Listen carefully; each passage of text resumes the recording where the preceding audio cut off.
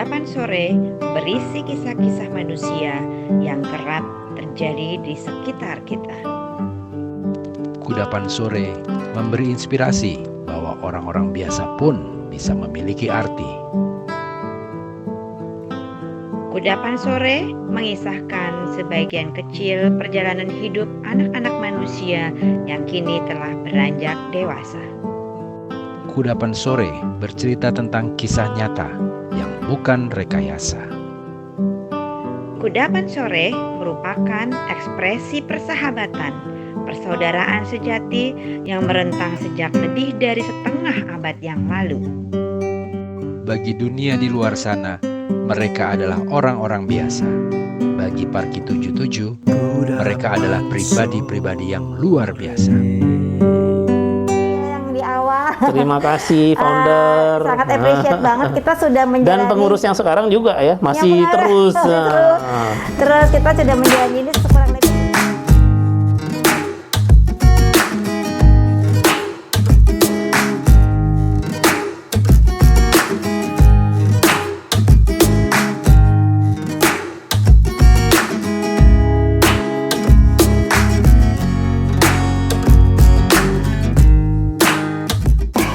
Gimana Chris kabarnya?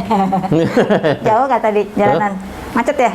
Enggak macet ya lumayan lah. Tapi yang masalahnya memang ininya apa locationnya gitu. Gua lewat mana ya? Nggak Nggak nemuin kelihatan. nomor rumah gue ya? Informasi nomornya salah. Salah gua. ya? Tapi pakai Sherlock. Anyway nyampe lah.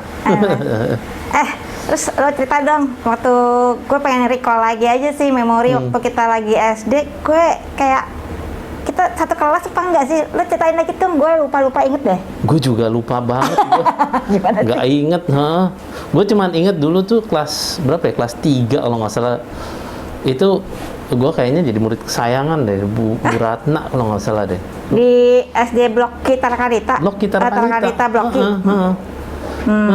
Gue suka ingetnya gue suka dulu tuh ini duduk di pangku sama gurunya tuh. Di bangku? Iya. Lo kelas berapa? Kelas 3 SD gitu. Ingetnya Karena gua kelas lo baru dateng 3. dari... Enggak, gue dari TK. Dari TK, SD. Oh gitu, kenapa lo punya ketakutan? Gue nggak punya ketakutan, gue cuman heran aja gitu, maksudnya ya emang sih waktu itu gue pernah jatuh di kelas 3, tangan gue retak gitu lah, lari-lari biasa lah masih anak. Nah, terus? Tapi ya nggak tahu, gurunya baik aja gitu kayaknya sama gue, baik banget gitu. Itu yang gue inget. Yang temen-temennya gue nggak inget. Sampai kelas 6 SD kan? Sampai kelas 6 SD. Terus SMP masuk Tarakanita.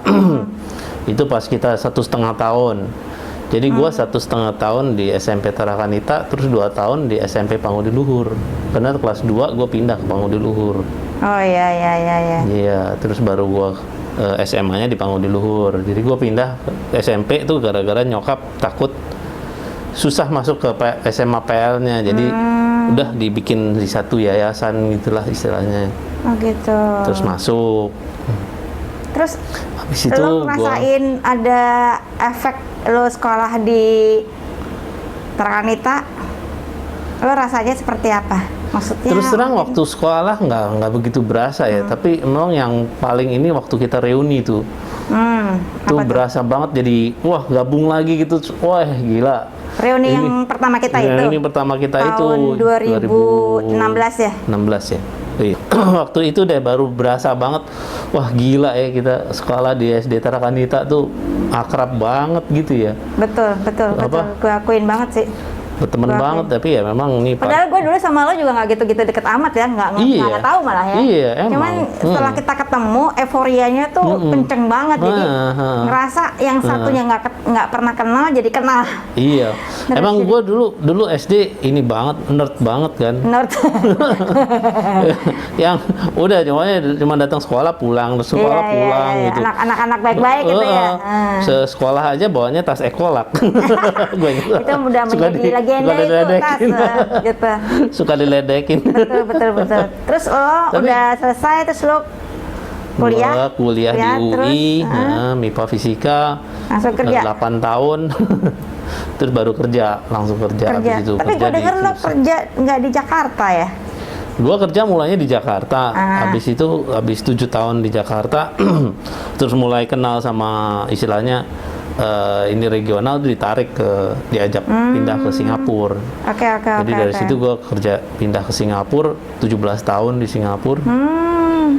Terus ya udahan Balik lagi ke habis itu sini. balik lagi sini. Balik lagi maunya ke sini gabungan. maunya pindah ke Belanda, tapi ya Bolak-balik. perjalanannya kurang mulus, jadinya Iya. akhirnya nyangkut di sini sampai sekarang. Sampai sekarang ya. Iya. Nah, tapi kita ngomong-ngomong bukan masalah sih. Kan udah kerja nih.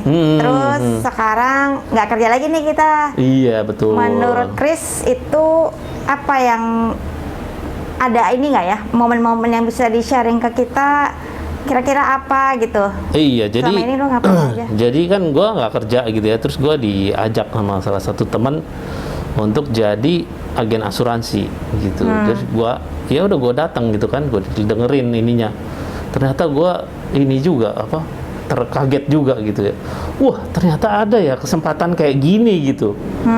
Jadi selama ini gua istilahnya ya stereotipnya itu kan diajarin orang tua adalah ya udah lu belajar setinggi-tingginya terus masuk kerja lah gitu ya, langsung ini. Jadi ya pemikiran perjalanan gue ya gitulah gitu ya, cari lulus kuliah ya cari kerja, lamar-lamar sana sini, dapat kerjaan ya udah kerja gitu. 23 tahun gue kerja, gajinya naik pelan-pelan gitu kan, ini. Terus gue dikenalin sama ini industri asuransi. Gila, ternyata istilahnya kompensasinya tuh luar biasa banget gitu kalau kita memang serius dan profesional ngerjainnya gitu. Itu luar biasa dan gue kaget-kaget gitu ya semi-semi ya kenapa gue dikenalin baru sekarang ya gitu. Kalau gue dari muda ini kan juga kesempatan untuk itu untuk orang muda, orang tua nggak peduli pendidikannya, nggak perlu ya ada sih pendidikannya kalau untuk asuransi, tapi pada dasarnya terus gue istilahnya dikenalin dengan kesempatan-kesempatan lain lah ya, nggak cuma asuransi, ada MLM, ada investasi forex dan sebagainya gitu. Itu tuh ternyata memang selain kerja di kantor atau kerja istilahnya profesional, jadi dokter, jadi pengacara atau apa, itu ternyata ada juga kesempatan-kesempatan lain yang benar-benar luar biasa istilahnya ya. Jadi yang penghasilannya tuh jauh melewati, jadi benar-benar jadi kayak pengusaha bener gitu ya, dengan requirement yang jauh lebih nggak seperti kalau kita mikir kalau jadi pengusaha mesti udah kaya dulu, punya duit miliaran atau ratusan juta untuk mulai usaha. Ini enggak gitu loh. Pengusaha ya perlu modal memang, tapi nggak segede-gede gitu banget, dan hasilnya luar biasa gitu. Tadi Chris bilang berkali-kali luar biasa, berarti itu luar biasanya penghasilan yang ada ini bisa lebih daripada waktu Chris kerja di kantoran. Benar. Gitu. Jadi, dalam waktu yang istilahnya mungkin bisa dibilang sebanding dengan kita bekerja di kantor setelah 20 tahun atau 25 tahun. Jadi udah yang istilahnya posisinya tinggi gitu ya. Nah, ini seimbang lah dengan berusaha mungkin dalam 3 tahun, 4 tahun gitu. Kita tekuni gitu ya. Bekerja dengan profesional, dengan tekun. Itu dalam 3-4 tahun bisa seimbang dengan kita yang saya alamin kerja selama 20 tahun lebih gitu. Jadi boleh dibilang ini adalah kesempatan opportunity yang sebetulnya kita tidak lihat pada waktu kita kerja. Betul di kantoran, sekali, seperti betul itu sekali. ya. Dan istilahnya umuran kita ini waktu selesai kuliah, selesai belajar pun nggak melirik ke arah situ gitu. Jadi udah istilahnya mungkin diarahkan oleh society atau dengan orang tua bahwa lu mesti ngelamar kerja dong gitu kan, kirim lamaran apa segala macam. Ya kalau istilahnya ada orang yang mau mandiri bikin usaha sendiri itu kan banyak susahnya gitu, karena nggak ada standarnya, nggak ada strukturnya gitu. Kita benar-benar nyoba gitu, trial and error, dan banyak kan karena kurang pengalaman ya kurang ini. Tapi kalau yang yang opportunity yang aku lihat ini itu kan udah ada polanya gitu, kita tinggal ngikutin aja gitu, tinggal masuk ikut, terus ikutin aja polanya gitu, kita tinggal nyontek, tinggal ngerjain berulang-ulang, hasilnya udah luar biasa gitu. Jadi itu sih yang yang mungkin saya bisa aku ngalamin lah ya sebagai memang sekarang sih setelah, karena ya aku nih 2-3 tahun lah kira-kira udah ini, belum bisa dibilang yang sukses gimana gitu ya, tapi ya ngelihat banyak kesempatan lah gitu. Nah, mungkin kesempatan juga yang dirasakan selain daripada penghasilan lah gitu ya, yang dirasakan peluang yang ada ini, apalagi kelebihannya tuh yang dibandingkan dengan kita waktu kerja? Kelebihannya itu adalah waktunya ya, waktunya bebas istilahnya. Kita yang nentuin sendiri, tapi itu juga satu istilahnya pisau mata dua gitu ya. Itu kebebasan, tapi kalau kitanya terlalu bebas nggak ngapa-ngapain ya nggak akan jadi berhasil. semuanya tergantung dari kita ya. Semua tergantung dari kita. Oke, selain daripada Memang itu kan seringnya kalau betul, kita kerja di kantor tuh ada perasaan bahwa wah kita udah kerja keras untuk bos, untuk perusahaan gitu. Yang kita dapat cuma sebagian kecilnya gitu. Kalau yang ini ya kita benar-benar usaha untuk kita sendiri lah kita gitu sendiri istilahnya. ya. Oke. Itu kelebihannya yang saya lihat gitu ya. Jadi intinya kita pengen mengatakan juga nih ke teman-teman di luar sana bahwa kesempatan atau peluang itu luar biasa banyaknya, begitu. Betul, ya. Dibandingkan dengan harus kerjanya di kantoran atau di perusahaan. Apalagi di zaman pandemik ini ya, itu mengacu kepada seolah-olah kita bekerja sendiri. Itu juga sebetulnya jangan khawatir gitu ya, karena memang itu kesempatan atau peluang tuh banyak dan sudah ada pola-polanya yang tinggal kita menjalankannya. Sekarang udah banyak yang dipermudah lah ya gitu istilahnya gitu ya. Iya, betul. Dan Memang sih harus agak jeli lah gitu ya, karena dengan banyaknya peluang-peluang ini banyak juga peluang-peluang yang ternyata nggak bener gitu ya. Jadi kita harus pintar-pintar memilih, mungkin konsultasi dengan teman-teman dengan ini yang udah ini cari tahu dulu gitu, jangan langsung wah nyemplung. Karena ternyata memang ya nggak sedikit yang bodong juga gitu. Siap. Ya, kita mesti. Nah, ini untuk kita sebagai bagian dari Parki 77 nih, pengen tahu Kris kira-kira ada kesannya seperti apa, terus mungkin pesannya atau gimana? Menurut Kris gimana sih? Ya sebagai itulah ya Parki? dari apa reuni kita itu, jadi wah emang Parki itu luar biasa banget gitu ya.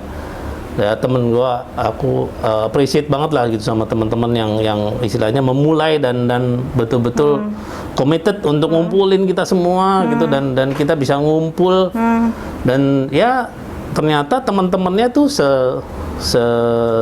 sepemikiran gitu ya, iya betul, bisa akrabnya gitu ya, kayak kita waktu masih SD dulu gitu. Ya kita boleh bilang terima kasih untuk para foundersnya Parki ya, yang di awal. Terima kasih founder. Sangat appreciate banget kita sudah menjalani. Dan pengurus yang sekarang juga ya masih terus. Terus kita sudah menjalani ini kurang lebih dari tahun 2015 ya sampai sekarang itu udah sekitar 6 tahun ya. 6 tahun. Ya.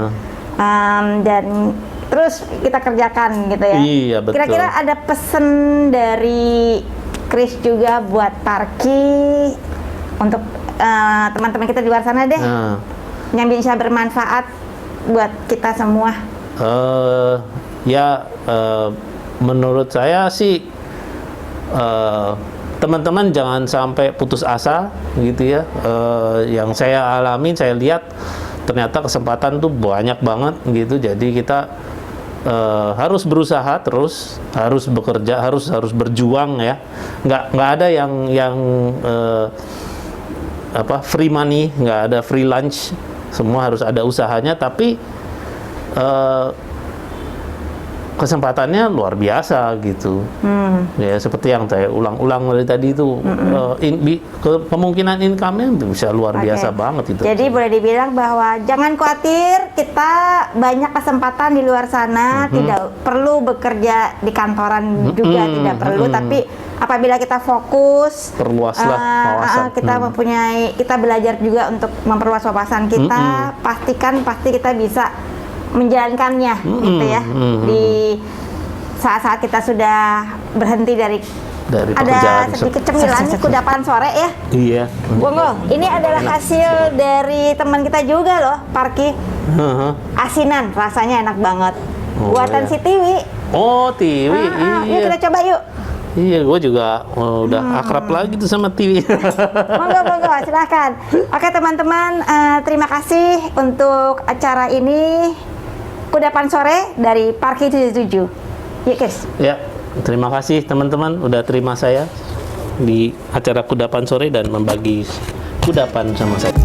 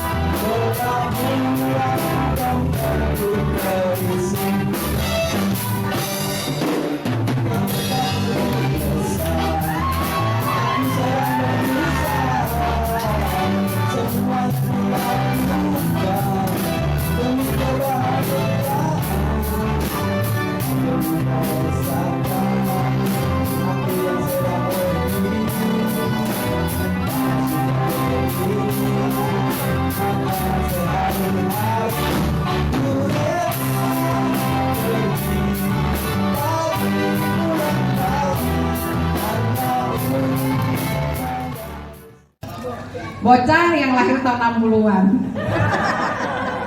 Siapa lagi kalau bukan Chris? Makasih, Cing. Aduh Chris, kamu emang bener-bener kayak bocah ternyata ya, pakai celana pendek begini. Iya, habis kan masih bisa rumah.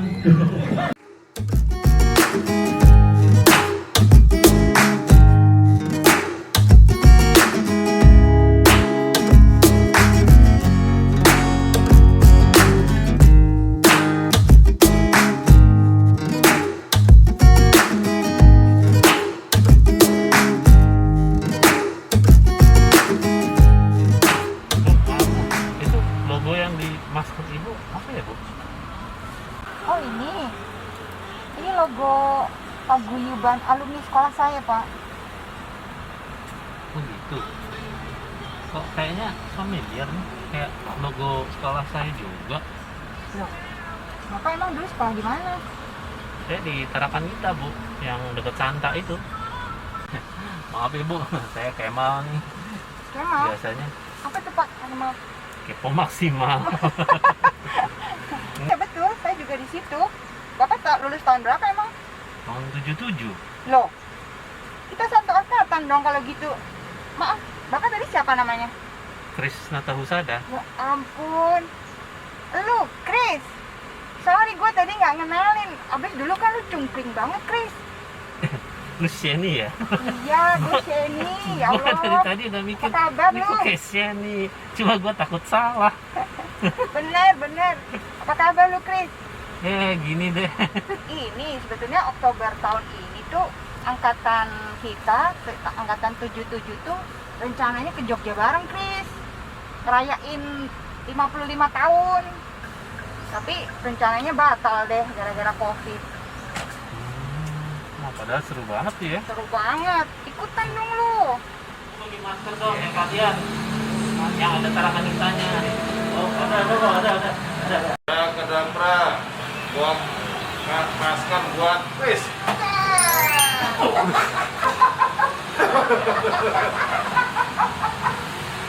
Wih, gila tambah.